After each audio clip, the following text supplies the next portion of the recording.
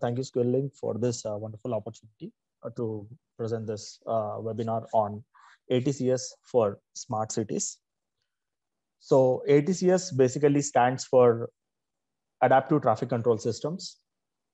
And in this webinar, what I'm going to discuss is how we are going to use latest technologies, how we are going to use that various technologies in traffic control systems to make sure that whatever the cities that we have deployed the signal system is more efficiently workable. So these are the contents of the webinar. So basically, I'm going to introduce about what is smart city. And since we are talking about traffic control systems, how the traffic control operation is evolved over the years and what are the various components in ATCS system. Along with that, I'm going to present a few interesting case studies on the deployment of adaptive traffic control systems in the various smart cities that are currently running. And I'm going to show you some of the state-of-art technology that we have been using in some of the smart cities. And later on, I'm going to discuss about how one could choose their career path, in the field of traffic engineering or in transportation engineering as a whole. So let's start with what exactly is a smart city. Now, I will first of all differentiate in general about how the life is from a small town to a city. So let us say that somebody has experienced a very rare disease or something in a small town. Then it is very difficult for them to find a right hospital in their small town, because obviously multi-specialty hospitals or super specialty hospitals are generally found in a big city. Now, let us say that somebody, so now you can understand the difference between a small town and a big city. So you can say that most of the big facilities or better facilities are actually available in a city. Now, let's say that somebody is met with an accident at particular time and you have called an ambulance.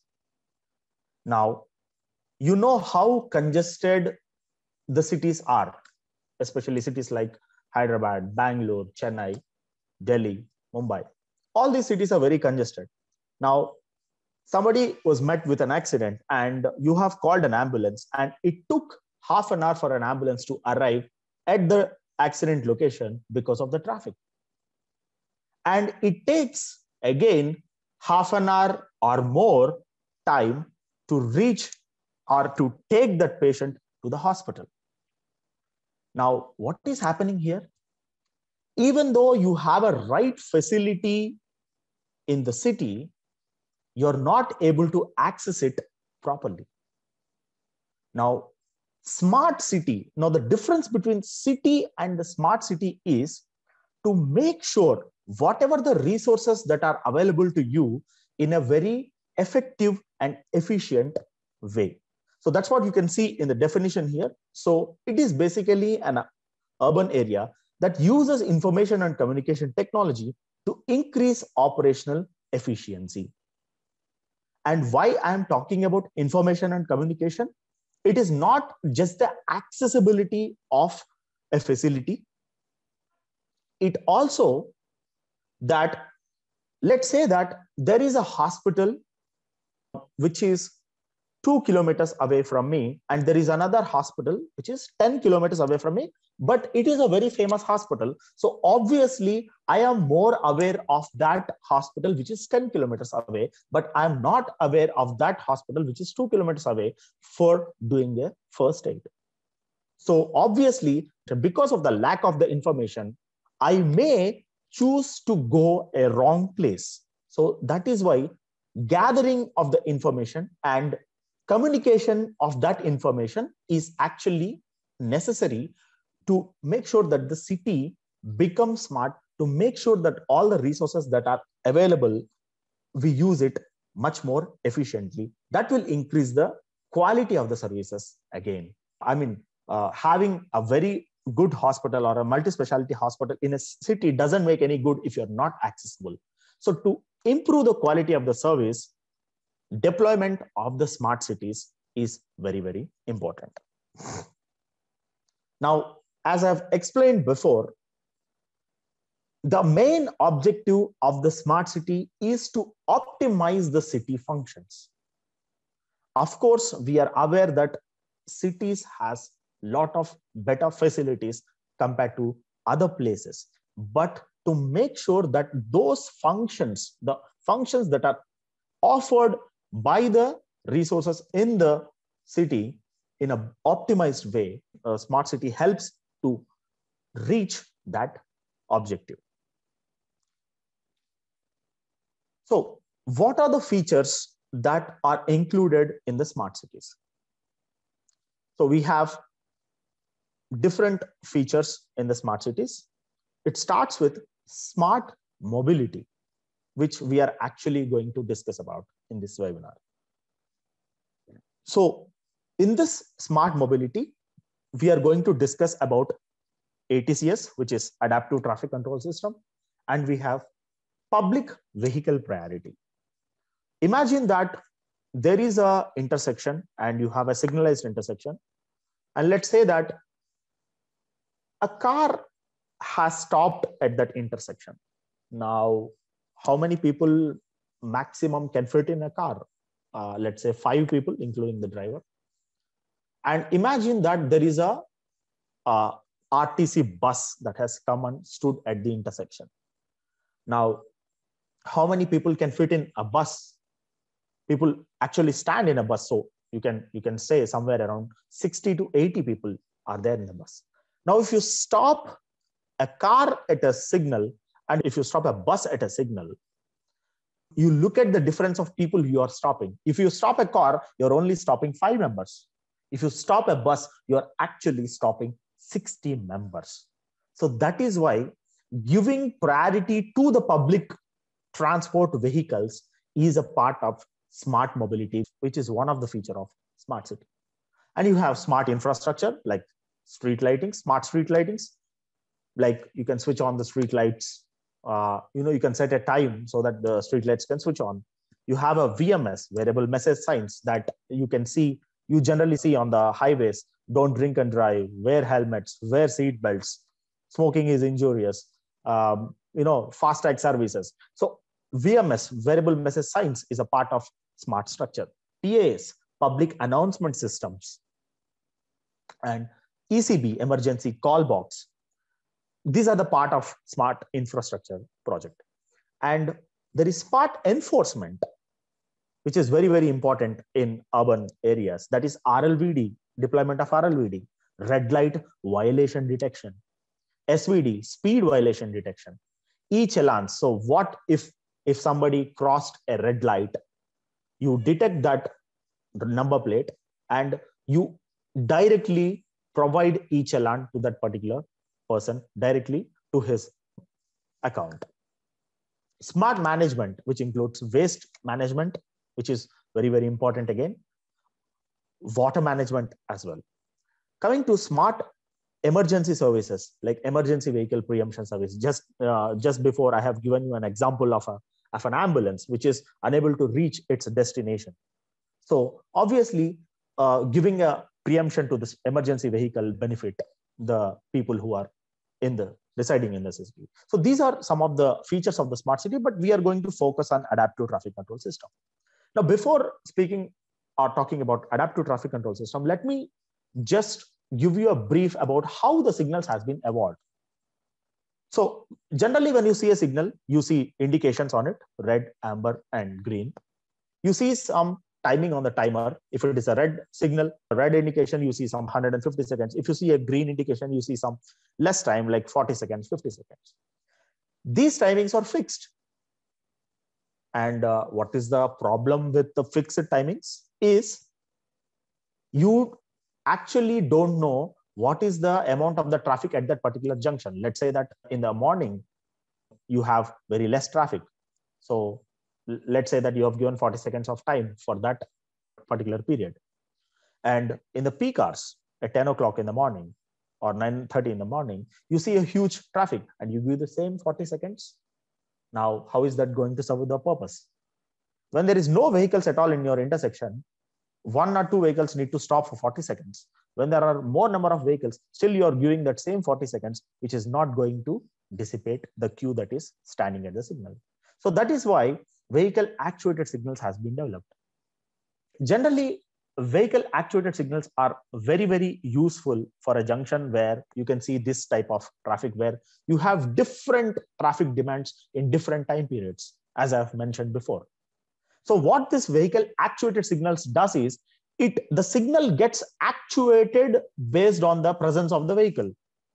Well, this is more advantageous, right? The signal sees the presence of the vehicle. It feels the presence of the vehicle. If there is no vehicle for certain amount of the time, then the green time will cut off and then it moves to the next approach. So obviously, vehicle actuated signals are much more, advantageous than the fixed time signals. But still, if you consider an isolated junction, this method of signal operation will be useful. But if you consider the group of signals, generally you see an urban area, and if you divide that urban area into different corridors, you cannot optimize the whole corridor if you're using vehicle actuated signals, because you can dissipate the queue for this particular junction, but this queue is going to get accumulated in the next junction of the same corridor. For that reason, we have to go for the adaptive traffic control system. So we basically use various algorithms like SCOOT, SCAT, COSI-COST. So all these type of algorithms are basically with respect to the country. So basically, SCOOT is something that is used in UK, which stands for Split Cycle Offset Optimization Traffic Signals. SCAT, which is Sydney Coordinated Adaptive Traffic System. COSI-COST. So COSI-COST is basically related to India. So these type of adaptive signals will not only optimize a particular junction, it optimizes the entire corridor of a particular city. So that's how the traffic signals control has been evolved over the years. Now, what are the objectives? Of course, to reduce traffic congestion. Traffic congestion is the cause of lot of problems in a particular city. You might have experienced, if you're living in a city, if you want to commute to your college, if you want to commute to your office, you have to stay for more than 1 hour or 1.5 hours in traffic so that you can go to your office. So all that 1.5 hours, all that 3 hours of journey time is getting wasted. So adaptive traffic control system will help in reducing that traffic congestion. And not only that, it helps collecting the data from various sources. It uses detectors. It uses the data coming from the vehicles itself. Like if you switch on your Bluetooth in your mobiles, you get that data from the vehicles itself. It gets the data from the sensors that is present in the signals. What is it used for? It uses the data to predict what is the future traffic flows and ensures that the traffic signals is giving an appropriate timings for that future traffic. So it not only uses the manual survey data to provide an adaptive signal timings, it also collects the data every time and uses the data to predict for the future traffic and make sure that the future traffic has the optimized signal timings so that the entire corridor gets optimized where the traffic congestion gets reduced. Now, let's look at the definition of the adaptive traffic control system. It basically is a strategy in which traffic signal timing changes or adapts based on what? Based on the actual traffic demand by receiving and processing the data. So this actually, interconnects with the objective of the smart city as well. It basically collects the data, information, and it processes the data, and it uses the data to provide the actual signal timings for that particular traffic or demand. How can it be able to collect the data? By using the sensors and the detectors that are present at the intersection. Let's see some of the components of the ATCS system. So basically, whenever you see a traffic signal, you basically see the traffic lights, traffic poles, traffic lights. We call them as aspects. You see different indications on it. These are the common things that you see at a traffic signal controller intersection. But along with that, you can see a traffic controller, which actually, whatever the wires that are gone into the traffic lights are actually connected into the controller. You can see, you can actually put some detectors or sensors on the poles, and it depends on the type of the detector that you're using. If you're using a camera-based detectors, you can actually mount it on the poles. If you're using a loop detectors, you can actually put it on the ground itself. So it wholly depends on what kind of detectors that we are using. So these are the basic components of the ATCS system. And off street, we basically use the ATCS server, and we use the API to integrate the traffic system into the command center so that you can operate the signals remotely as well. It's not, see, if you look at the olden type of traffic signals, police personnel used to stand at the junction. He used to operate the signals to change the timings of the signal. But if you could connect the junction to a central server, you can sit at the command center and you can actually control, monitor, and operate the junctions.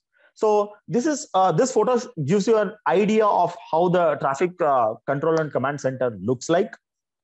So basically, you have the traffic operators sitting ahead of the monitor, and they can see the entire traffic signals. You can create a traffic signal interface. You can click on whatever the junction you want to access. You can monitor what is happening with that particular junction.